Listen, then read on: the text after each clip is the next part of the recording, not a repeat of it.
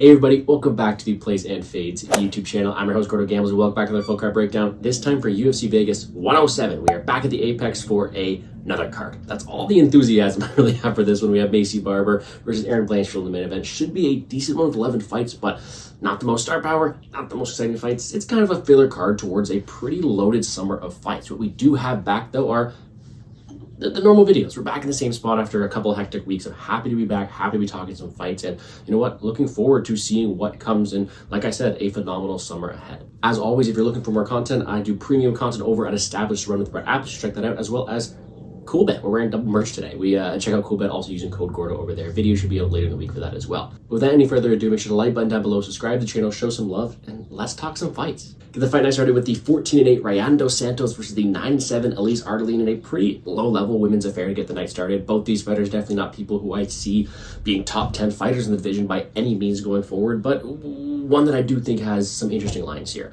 Minus 340 Rayando Santos, something I do not think should be the price tag of her against almost anybody. She is someone who fights on very, very close margins, is a smaller fighter, and someone who, you know, has lost close decisions because of her style before. She does have a very, very good ground game. She has shown the regional scene, and when she does face this lower level competition, she can dominate down there. But on the feet, despite having solid volume, does not really separate herself enough to go out there and win minutes against top level opponents. Is Elise Ardelean a top level opponent? Yeah, not really. She is more of a TikToker and content creator than more of a fighter here. Does have some decent fighters on her resumes like Weili Zhang and Diana Belbita, but it's still someone who's not that explosive, can be stuck on bottom, has holes in her games. She is more of a size fighter who is able to compete in all areas, but doesn't really excel in any of them either. I think in a matchup like this, again, like I said, it's impossible to trust Rayando Santos at minus 340, but she's going to be my pick to win. Like I said, she fights on small margins, so she could very well lose a split decision here, but she has the X factor. She's the much better grappler, in my opinion, and she has the ability to take down Elise Ardelean. I think she has some success down there. On the feet, Elise Ardelean doesn't have much technicality. I mean, she will go forward, she'll throw a lot of volume, but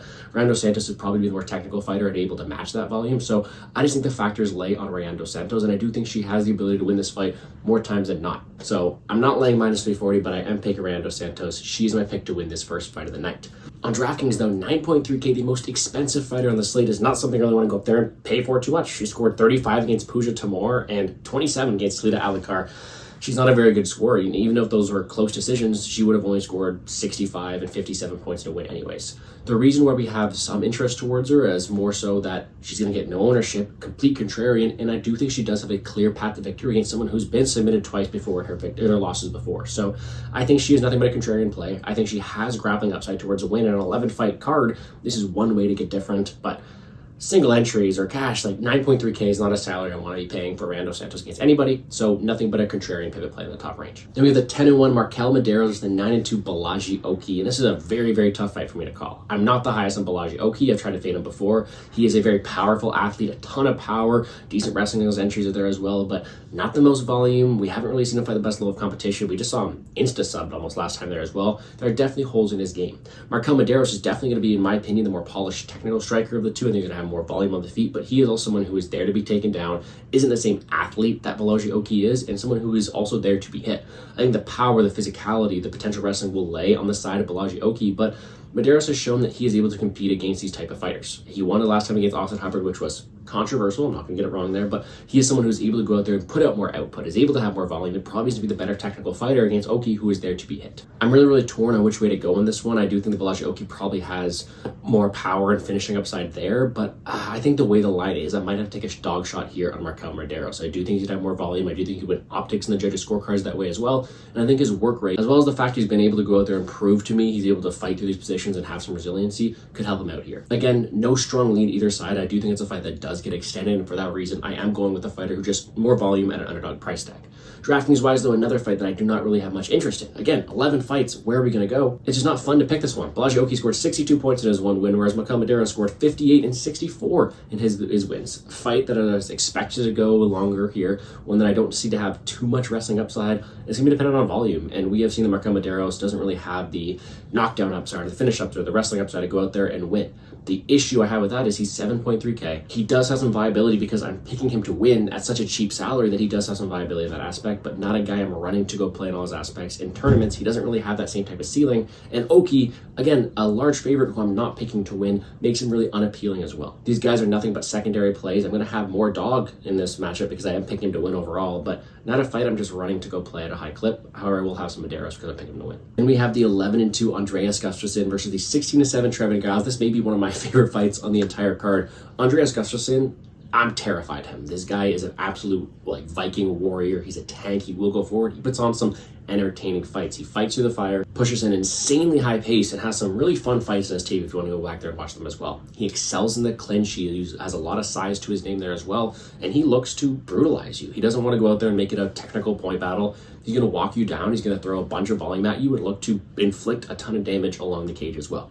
Trevin Giles is kind of the opposite. Off at your Giles, we've seen him for a long time now. He has pretty good technicality. He's got a solid jab. He's got decent power. He can wrestle if he has to as well. But he has succumbed to these larger fighters who are able to pressure and able to finish him. We have seen him finish plenty of times before. So in a technical kickboxing matchup from range, I think Giles has more output. He's probably the better technical fighter. But Gustafsson's going to walk forward. He's going to push through the jab of Giles, and he is going to look to land big, look to tire Giles, and look to finish him. And we have seen Giles finish too many times to count. So I think Gustafsson is definitely the side for me in this matchup here, although it could very well be a levels thing that if he's not able to close a distance, he's not able to score that well. With that being said, though, I think from what I've seen, this guy has no fear. He will go forward and he'll look to decimate you along the cage, and I do think the closer he gets to Giles, the more as the fight goes on, more finishing upside and more damage output could be there. I'm picking Andreas Gustafsson and truly am kind of scared of this guy, but fun tape if you want to go out there and watch it.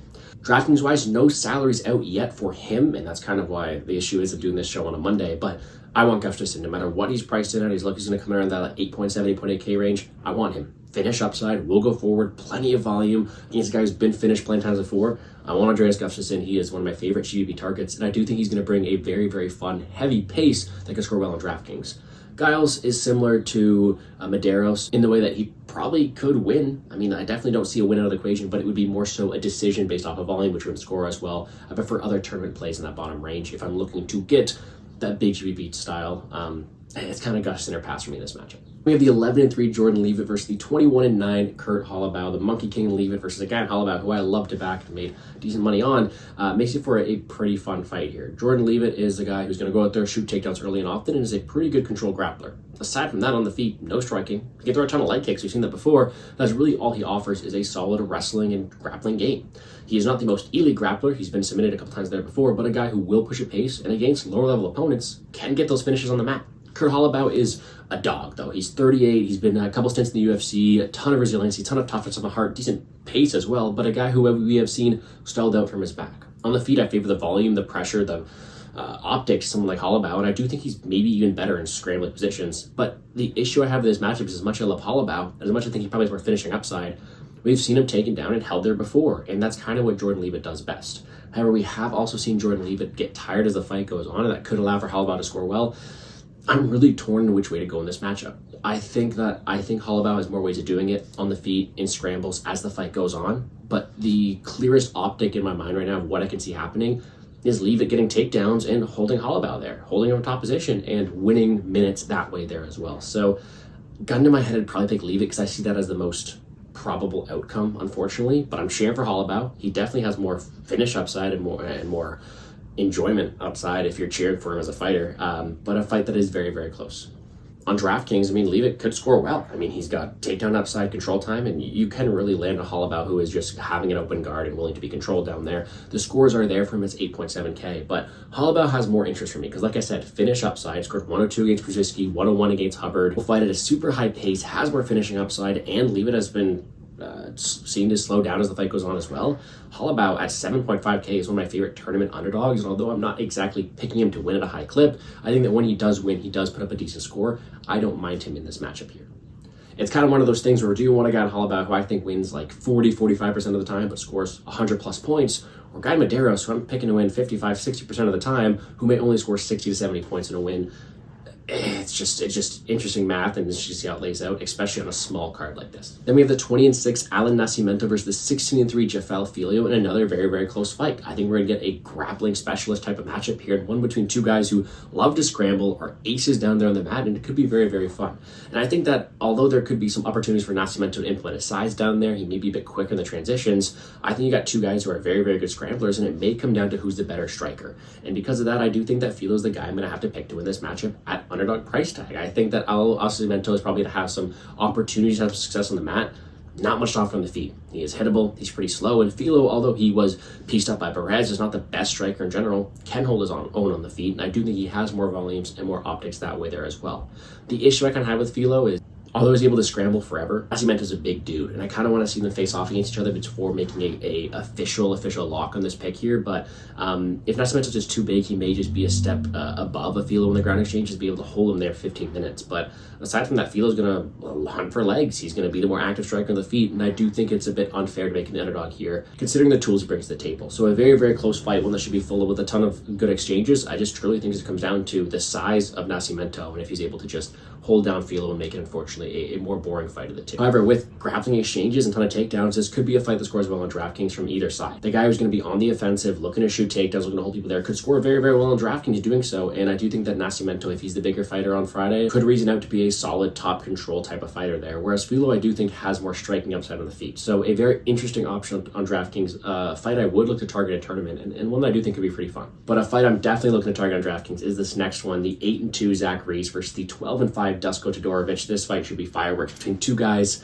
with no chins, no durable. That's pretty much the way to look at this one, right? Two 31-year-old fighters. Who falls first? Because truly, Dusko Todorovic, we've talked about it time and time again, tall man defense, takes his head back, and he gets rocked. We've seen finished a few times recently, a guy who's definitely not the most durable fighter, but even this guy, Zach Reese, who is kind of all round one. Aside from that Medina fight, who we're not even going to talk here, he's either kill or to be killed in that very, very first round. A ton of power, but also a guy who was there to be hit and who has been knocked out in a couple of matchups in the first round in his own right.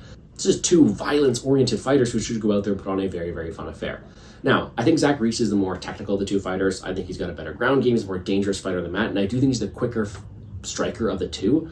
But I can't trust this guy at any extent, let alone to the minus 300 price tag. So I'm picking him to win because I think he's quicker, and I think he probably will have more ground upside here. But would I be surprised if he's caught? If he is countered by Dusko, who does have some solid power? No. Both these guys' chins are definitely liability, which is why I want this fight on DraftKings. I do not think it's going the full 15, let alone 7 minutes. It probably goes under 1.5 there as well. I think this is a very, very violent affair. Because of that 9.2K, Zach Reese, a very, very solid pay-up option this week, is someone who I will be loving to play if I'm able to. Hittable opponent in front of him, one is also there to be taken down, and with Zach Reese being the bigger dude, he should be able to beat Dusko here. I think he's going to have the opportunity to finish him, and we know he is a round one finish type of guy. But because of that, Todorovic himself has the opportunity to land on Reese's chin, who has been hit before. He knocked out Wright, scored 105, scored 119 against my boy Maki Pitolo, 120 against Townsend. When he wins, he goes out there, scores very, very well. And I do think the winner scores well in a knockout. So give me both sides. Punt play to Todorovic, very high owned tournament play to Reese. I do think this fight ends at the distance, and it should be a fun one for as long as it lasts. Then we have the 14-4 Ketlin Vieira versus the 10-3 Macy Chiasson, a fight that I don't have the most interest in, but the more I think about it, it could be a fun one, right? Macy Chiasson is not someone who I've been the highest on in the past, but has definitely come into her own. Those last performances, I mean, cutting her all open with the elbow. I'll never forget her being upkicked as well. I mean, she's put on some memorable fights, which is not something you always say about the 135 women's division. So Macy Chiasson is definitely someone who's improving, who is looking to be more aggressive, and in doing so, has put together a decent string of performances. Ketlin Vieira has kind of been that gatekeeper type of fighter. She has done very, very well against the lower levels, but when she gets that step up, she gets mauled. She put up a decent fight against Kayla Harrison, but, losses to Santos, to Pennington, to Aldana, when she gets that step up in competition, she's not always able to keep up. So two fighters who are definitely on the brink of potential contention who aren't able to necessarily cross the line. This matchup here, I understand that Vieira has some upside. I think she's going to have the cage control opportunities. I think she's probably the more physically gifted fighter to be able to hold people there, but Macy Chiasson's been making improvements that I kind of like recently. She's going to be the bigger fighter, have more volume in my opinion, and is shown to have urgency, to want to push the pace, to look to inflict damage at all times, and that has worked well for her. So with that size, with that volume, with that opportunities and willingness to land damage, I'm going to side with Macy Chiasson here. It could be an ugly one. There's a very good chance that Vieira just stalls her against the cage, but I think Chiasson has more visual damage output, and if someone wants to push a pace, it's probably Chiasson, so I'm going to pick her to win. On DraftKings, here's the issues, because on paper, it seems like a horrible matchup for DraftKings standards, but Chiasson has slowly put together a very good resume and good scores. I mean, in her wins in the UFC, she scored 101, 111, 106, 75, but 108, 110, 110. Phenomenal scores, and at 8K flat, could be a very solid mid-range option to go out there and score very well, especially if she's able to continue to push a pace and look for finishes. Flip side of things, Vieira's never cracked 90 points, so although she may win, she doesn't necessarily have the same ceiling. So it's dogger pass and Chiasson, not only on the pick side of things, but also on DraftKings. She's sneakily put together some solid scores. I wouldn't be opposed to you fading her in general, because on paper it doesn't look like the best matchup, but someone who has put together good enough scores to make her viable at 8K, especially considering the paces she's been putting on recently. Then we have the 29-1, not 29-1, but 29-1, Dustin Jacoby versus the 14-1 Bruno Lopes. Just Jacoby, a guy who's been in the UFC for a while, very solid kickboxer, a ton of power in his hands, can be taken down. We've all seen him knocked out before, but is always a solid contender. Decent get-up game, solid takedown defense, and a ton of volume and technicality on the feet as a kickboxer. Bruno Lopes is kind of making his way up the ranks here as well, and I think it's a very adequate step up for him here, but a guy who I've not always been the highest on. He disappointed on Contender Series and then won his matchup because to tire him out, have upside there, I'm not too sure, because Bruno Lopes is a guy who I think has all the tools. Very good grappling, solid wrestling, solid power on the feet there as well, but no brains to put it all together. Is not shooting takedowns when he should, is a very slow striker on the feet here as well, and leaves his head high in a lot of positions. We've also seen him tire out and give up. I have my issues with Bruno Lopes, but offensively, he's a very solid, well-rounded fighter. I think this matchup's really interesting, though, because it's going to be the wrestling that it comes down to Lopes. If Lopes wants to strike for 15 minutes, Jacoby's a better kickboxer. He's the guy who's a better technical minute winner. He's going to have an opportunity to go out there and land at will, and I think just Jacoby wins. But if Bruno Lopes shoots early and often, that's going to be his best path to victory. He is the much better grappler than Justin Jacoby, and I do think there's potential upside there. So yes, I think Lopes could win on ground exchanges, but I am going to pick Jacoby. I think Jacoby's fought better grapplers. I think he's been able to stay on his feet, and like I said, if this fight is extended on the feet, he's going to have more volume, more technicality, and more power up there to win the optics there as well. I'm picking Dustin Jacoby. However, that being said, I guess he could knock out Lopes, but not always the best score. 74 against Petrino, knockout win there. 80 against Olizejczyk, 91 against Allen. If he's not getting an early knockout, he's not scoring very well, so he's kind of risky. I kind of don't mind Bruno Lopes this week, and hear me out, I don't like him. But when he goes out there and wins fights, 94 last time, and now he's going to have a guy in front of him who he needs to take down. So a grappling path to victory, 7.4K, I think there's some upside there. So tournament only kind of dogger pass Bruno Lopes. However, I am picking Dustin Jacoby. He is the more battle-tested and probably process-oriented fighter who I think should win this matchup. Then we have the 9-3 Billy Gray Goff versus the 11-5 Ramiz Brahimaj, and a super fun fight made on short notice. I'm happy to keep them on the card because these are both fighters who I enjoy watching. Billy Gray Goff, oh my god, is he fun. Ton of volume, ton of pressure, great card, great durability. He will go forward and he will put on a war. He's a smaller fighter who's also kind of a punching bag. He's there to be hit, but ton of heart, will put a pace on you and look to break you, and is just a very, very entertaining fighter. Ramiz Brahimaj, kind of the opposite. He is a round one submission or bust fighter, unless you're fighting Mickey Gall, apparently he has round one KO upside, but a guy who is just completely oriented on that round one ground success. After that, falls off a cliff, not the best striker. He was able to land a knockout last time, but still, not a high volume guy. He's looking to land that big shot. And typically, if he doesn't get that first round submission, falls off of cliffs and gets beat up as the later rounds. He does have good durability. He is able to take a shot, but after that first round loses, his cardio fall off the cliff. Not the best takedown artist to get people and hold them there. He is more so early explosiveness or bust. In a fight like this, I'm picking Billy Goff. I agree with him being the favorite, but I don't think it's a walk in the park, because you see, Ramiz Brahimaj is very, very good early, especially when they're dry. He's a phenomenal submission artist. He will be able to go out there and potentially threaten submissions early on. But as the fight goes on, the cardio, the volume, the pressure, the pace, the heart of someone like Billy Ray Goff will take over, and he is a fun fighter to watch. And I do think he breaks Brahimaj, who has been kind of broken before. So he has to weather the early storm, but I do think after that, Billy Ray Goff should be coasting towards a pretty fun victory. Now, the issue with this fight on DraftKings is short notice, and the salaries are kind of messed up. Billy Ray Goff is a minus 340 favorite, but he's 8.3K on DraftKings. He's probably one of the biggest favorites in the entire slate, but he's in that mid-range, and that's going to allow him to be a super popular but phenomenal option this week. Scored 117 in his debut and then scored 61 points in a loss, so would have scored 91 points against a much better high-volume fighter in Trey Waters. So the ceiling is there, high pace. He should win this fight at a very high clip. 8.3K, he is kind of the free square this week. However, that being said, he will accrue a ton of ownership. And like I said, he has to survive that first round. If he doesn't, Brahimaj super deadly early on, which makes him a phenomenal punt play, 6.7K. If you're looking to sprinkle in some high upside winners, not only will Brahimaj score fantastic in a win because he's round one or bust in my opinion, especially with ground success, but you're getting rid of a ton of the ownership that's going to come with Billy Ray Goff, and you're being super contrarian. So this is one of my favorite fights in the entire card. I'm picking Billy Ray Goff, but I'm cautious of the upside Brahimaj has early. Should be a phenomenal fight. Brahimaj early, Goff late. Call it that. Then we have the 24-3 Mateusz Gamrot versus the 23-4-1 Todorovic Klein. Another fantastic matchup. Todorovic Klein has definitely been making his rounds at this division, has looked very, very good in doing so. Ton of power. We know what he is. Great takedown defense. Can wrestle offensively if he has to, but he is a solid kickboxer. Great kicks, great distance management, and he's able to steal rounds with the power he does have. And although that win against Ignacio Bahamondes is aging very, very well, the fighters he's fighting the last three is going to be a big step down from the guy he's fighting right now, right? Going from AJ Cunningham, Thiago Moises, and Roberts to Mateusz Gamrot is a very, very big step in competition, and I do think that is going to make for a very, very fun fight. Mateusz Gamrot definitely isn't the same fast twitch power striker that Todorovic Klein is, but he is a phenomenal wrestler.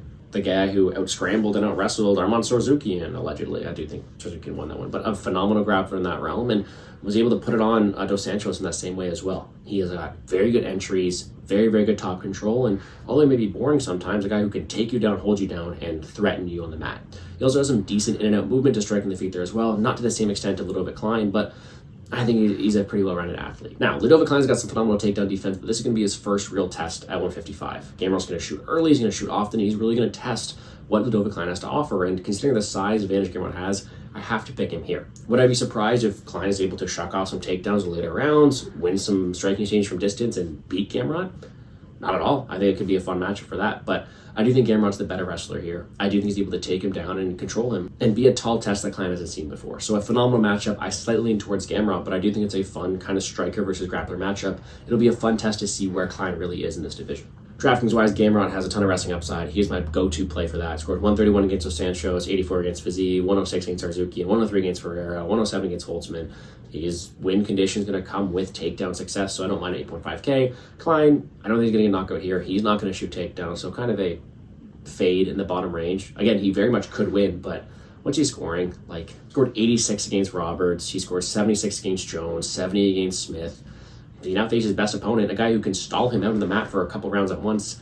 I do think his ceiling is definitely capped here. So kind of Gamrot or pass on DraftKings, but a really close fight. And then we have the main event, the 13-2 Aaron Blanchfield versus the 14-2 Macy Barber, a super fun fight. And I love both fighters here. Both fighters are someone who are people I think are going to be the future of this division, no pun intended towards Barber's nickname here, but a pretty interesting matchup. Barber's looked very, very good recently. She has a ton of volume. She's a very good athlete at that and has been able to put on a very, very good win streak. But Aaron Blanchfield is someone who has been at the top, someone who we have seen to be, like her nickname says, a cold-blooded killer with phenomenal grappling game. But when we look at the way the matchup plays out, sure, Macy Barber can pull off the Meno Filho game plan, fend off the takedowns and a ton of volume, piece her up from range and score well that way too, but Aaron Blanchfield is going to go out there and shoot a ton of takedowns. She is deadly on the mat. I think she is improving that wrestling, and we have seen Macy Barber stall up against the cage. We've seen her taken down in that regard as well, and the closest picture I get to when I'm doing tape is just the Maverick fight, a fight that Barber did not win, but Aaron Blanchfield is going to go out there and she's going to put a pace on you for 25 minutes, shooting takedowns, is going to take you down, and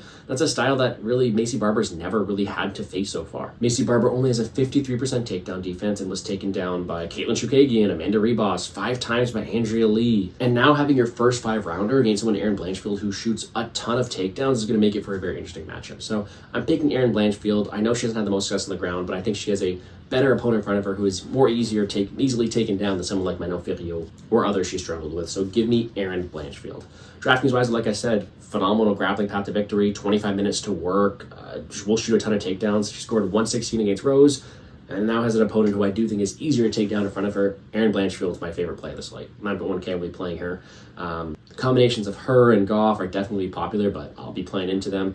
On an 11-fight slate, you have to expect some duplication, so there are ways to get different, and I'm excited to talk about them here just shortly. But that's going to do it for me here on the Plays and Fades YouTube channel. I'm quickly running through my quick picks. We're taking Aaron Blanchfield, Mateusz Gamrot, Billy Ray Goff, Dustin Jacoby, Macy Chiasson, Zach Reese, Jafel Filho, Jordan Leavitt. Andreas Gustafsson, Markel Mederos, and Rayan Dos Santos. Up top on DraftKings, it's Reese and Blanchfield. I don't think you're playing Dos Santos as you're being different. It's Reese and Blanchfield who are going to accrue a lot of that upside, and in that range, they are my favorite options by a long margin. I do think that Leavitt and Gamrot both could get top control and takedowns to score well in their own right, and they are people who I will be pivoting to if I am making those mid-range builds. Andreas Gustafsson not priced in this slate yet, but if he is placed there, I would love him. Him, Billy Ray Goff, and Aaron Blanchfield are my three favorites of the entire slate, along with some Zach Reese mixed in there. Should be awesome to go in to play and build lineups with them this week. You also have to factor in underdogs wise. I like Chiasson. I think that she has more upside. It has put us together some sneaky scores, but truly Holobaugh has good upside as a finish-oriented fighter with a ton of volume. And then Lopes, Todorovic, and Brahimaj all have super, super high ceilings in their win, although I don't think they win all too often.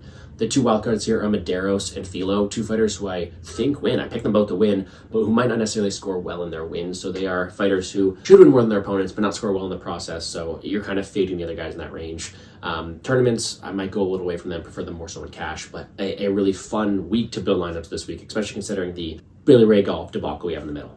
Betting wise, nothing locked in yet, but be sure to check me out on Twitter at GamblesGordo to see. We had a nice weekend last weekend, hoping to do the same here. Or 2 weekends ago, we had a weekend off. It was a nice weekend, but a good weekend 2 weekends ago. Hoping to do the same thing here. As well as checking out Establish the Run for my full card premium breakdown for DraftKings and CoolBet for my betting breakdowns using code Gordo. I appreciate all you guys for tuning in. I wish you all the best of luck in all your DraftKings and betting endeavors, guys, and let's make some money.